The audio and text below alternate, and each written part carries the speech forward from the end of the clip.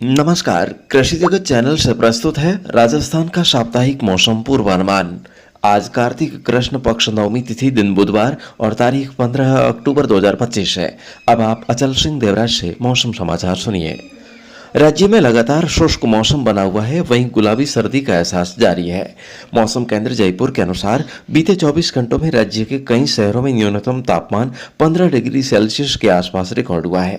शुष्क मौसम को देखते हुए किसान भाई खरीफ फसलों के निपटारे और रबी फसलों की बुआई के कार्य में लगे हुए हैं।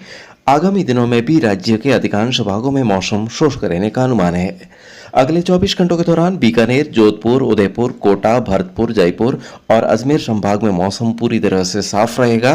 सामान्य गति से हवाएं कभी उत्तर दिशा से कभी दक्षिण पूर्व दिशा से चलती रहेगी। तापमान में कोई विशेष परिवर्तन होने की संभावना नहीं है।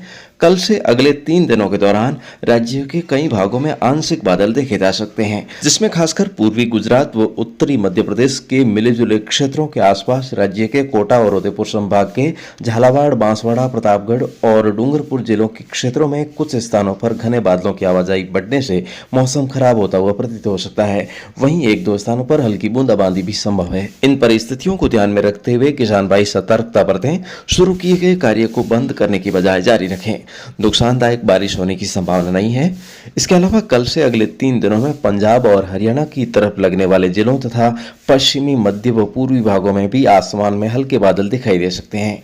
इन बादलों को देखकर बारिश की उम्मीद नहीं की जा सकती है, क्योंकि दीपावली से 3-4 दिन पहले हर वर्ष आसमान में बादल होना प्रकृति का नियम माना जाता है। इस बार मौसम साफ रहने से किसान भाई मौसम की चिंता किए बिना आराम से दीपावली मना सकेंगे। दीपावली के बाद 22 से 25 अक्टूबर के दौरान कोटा और उदयपुर संभाग के कुछ भागों में अधिकतर समय बादल छाए रहने की संभावना है। इसके अलावा शेष भागों में भी कहीं कहीं बिखरे तौर पर बादल नजर आ सकते हैं। इसी प्रकार आगामी 10 दिनों के दौरान कहीं पर भी विशेष तौर से बारिश होने की संभावना नहीं है। उसके बाद मौसम खराब होने की पूरी संभावना है। तो ऐसे में फिलहाल किसान भाई अपना कृषि कार्य जारी रखें। साथ ही कृषि जगत चैनल पर अपने जान पहचान वालों को जोड़कर 1 लाख में शेष रहे 500 सब्सक्राइबर्स की संख्या भी पूरी करने की मेहरबानी बनाए रखें। और साथियों, आइए अब जानते हैं इस सप्ताह के पंचांग के बारे में। तो इस हफ्ते अमावस्या तक तिथियों में कोई भी घटत बढ़त नहीं होगी। 18 अक्टूबर को धनतेरस है। इस दिन लोग नवीन वस्त्र, विभिन्न धातुओं के बर्तन और सोने चांदी के आभूषण आदि की खरीदारी करते हैं। वहीं दोस्तों, इस बार 20 अक्टूबर 2025 सोमवार को दोपहर बाद 3:45 बजे कार्तिक कृष्ण पक्ष की चतुर्दशी समाप्त होकर अमावस्या तिथि लगेगी और ये अमावस्या तिथि सोमवार को रात भर रहेगी। 21 अक्टूबर मंगलवार को शाम के समय सूर्यास्त से पहले 5:55 पर अमावस्या तिथि उतरकर प्रतिपदा तिथि लग जाएगी। तो दोस्तों, पौराणिक मान्यताओं के अनुसार त्रेता युग में भगवान श्री राम 14 वर्ष के वनवास के बाद जब कार्तिक कृष्ण पक्ष की अमावस्या को घर लौटे थे, तो अयोध्या वासियों ने उनके स्वागत के लिए हर घर में दीपक जलाए थे और मिठाइयाँ बांटकर खुशियाँ मनाई थी।